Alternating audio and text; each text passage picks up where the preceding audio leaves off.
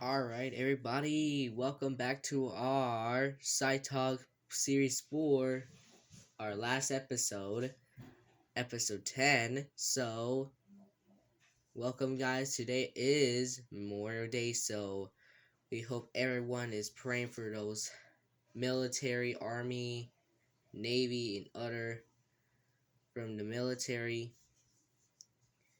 Wish them a good day for today, for Memorial Day. It is May 30, it's Memorial Day. So thank you for joining us to our Memorial Day Sci-Tok podcast, Series 4, Episode 10. And we're going to get started. So right now, we talked about invasive species. For today, we're going to talk about more about invasive species. So let's read our description for today. And we're going to read it right now. Most organisms can't survive outside their natural habitats, but invasive species thrive and damage their new environment. In this process, their presence disrupts the balance between native species and their ecosystem. The invaders compete the resources like food, water, sunlight, and space. Some are predators that drive down populations of prey. Others attack the foundation of an ecosystem, like the trees in a forest, which provide food and habitats for countless other species. In every case, the effect rippled through the ecosystem. Eventually, entire species can go extinct. This loss of biodiversity is troubling, but conservation scientists are working hard to protect wildlife and learn how to work to stop invaders in their tracks. And how can we help? Alright, so again, we said we are going to talk about this conversation about invasive species, which are animals that come from. So, for example, if kangaroos from Australia and they did get sent from Florida, that is kind of weird. So, and they don't have enough like drive to survive, and they need to live in Australia because kangaroos are from Australia. So, anyways, we're gonna start our conversation right now, and let's get started. So, when we talk about native species, we talking about the animals that surround our native species, including birds, deer, rabbits, and raccoons. And it's not just pythons' favorite meals, they're in trouble. Invasive species can throw out entire ecosystems. That's the network of living and non-living things that make up an environment. The health of an ecosystem depends on things staying in balance, including the populations of organisms living there. In a healthy ecosystem, populations shrink and grow from year to year, but those changes tend to stay within a certain range because the different species provide sustainability. One way they do this is through predator-prey relationships. For instance, alligators are a major predator in the Everglades. They eat other animals, and wood storks are one of its prey they got eating. If the population of wood storks booms one year, that's more food from the gators, which means more of them will survive and have gator babies. And more alligators will mean fewer storks for the following year. But without enough storks to go around, the alligator population will decline, which will allow the stork population to grow again. And the cycle continues. This push and pull creates sustainability through the food web, the interconnected feeding relationships in the ecosystem. But then along comes the Burmese python. It starts competing with alligators for prey, driving down those populations. Meanwhile, it has no natural predators in the Everglades, so its population just keeps growing. The health of the entire ecosystem suffers because the balance has been thrown off. It's kind of like that game where you remove blocks from its tower tilted tipples. The more blocks you remove, the more likely it is to fall, especially if you take out blocks from the bottom. In ecosystems, certain species are just like those foundation blocks. In forest systems, that role usually goes to trees. They provide food and habitat for countless other species. In the US, ash trees are in trouble because of the invasion of emerald ash borer. The insects probably got there by lurking in wood packaging from East Asia. These beetles bore or drill into ashes, which kills the trees. If the insects aren't stopped, they could kill most of the 7 billion ash trees in North America. That would be hard on the many native insect species that live, breed, and munch on ashes.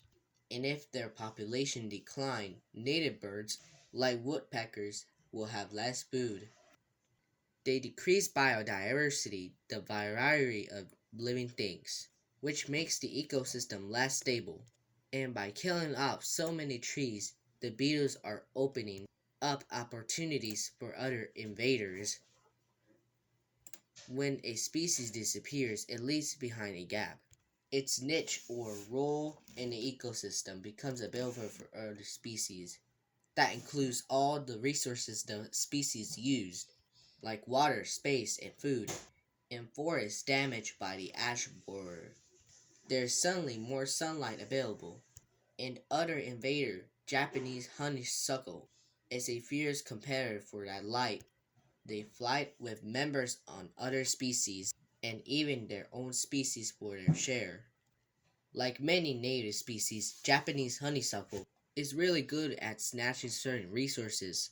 It was first introduced as a garden plant, then quickly moved into sunny spots and took over.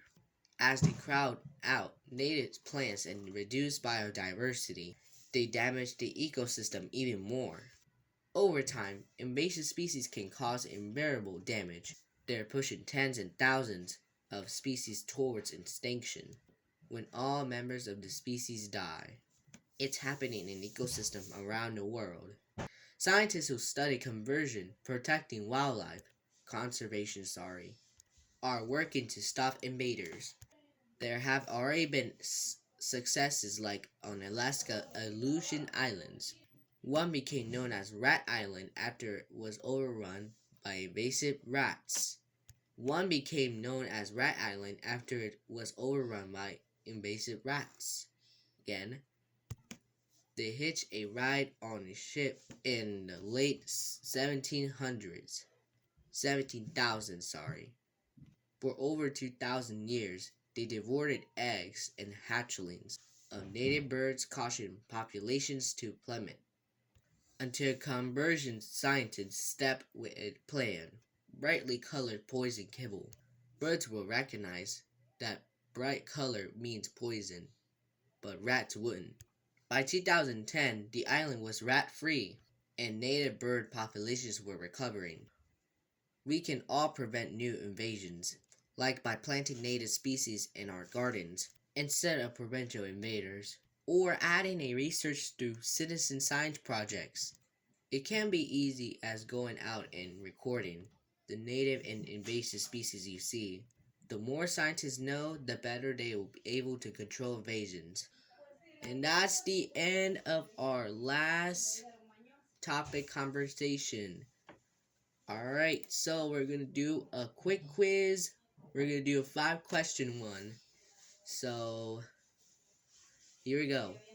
Number 1. When removed from its natural habitat, an invasive species struggles to find food, cannot adapt to its climate, thrives and cause harm, and change its new environment.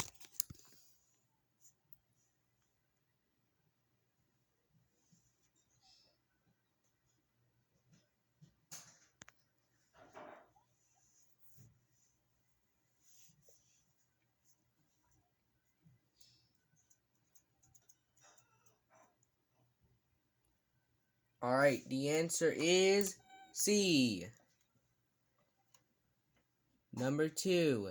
In a healthy ecosystem, the populations of each species tend to blank from year to year. Did we heard this on a conversation?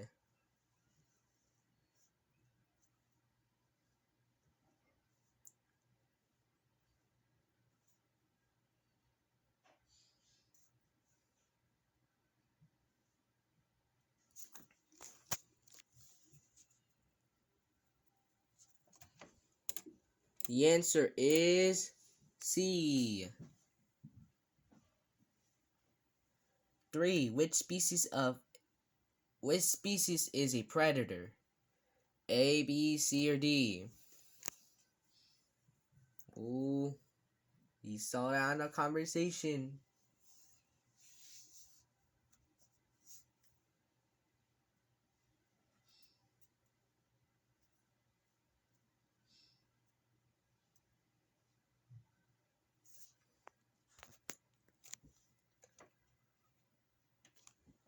Good, it is the Burmese python.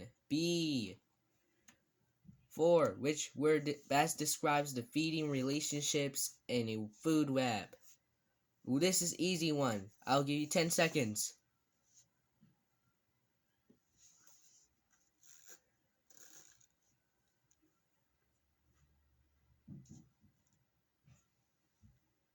Alright, the answer is A. Interconnected. We heard that word. Number 5, last question. Ash trees are key to a health of certain forest ecosystem because they consume the most resources, are the largest organisms, live closest to the ground, or support many other species.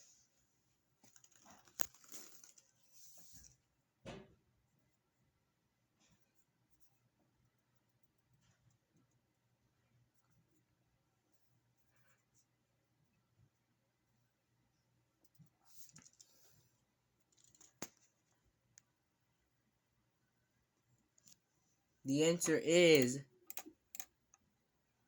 D.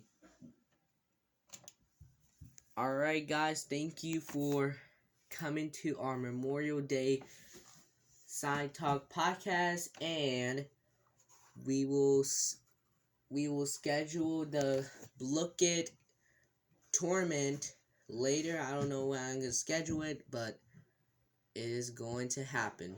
The Look It tournament of Series 4.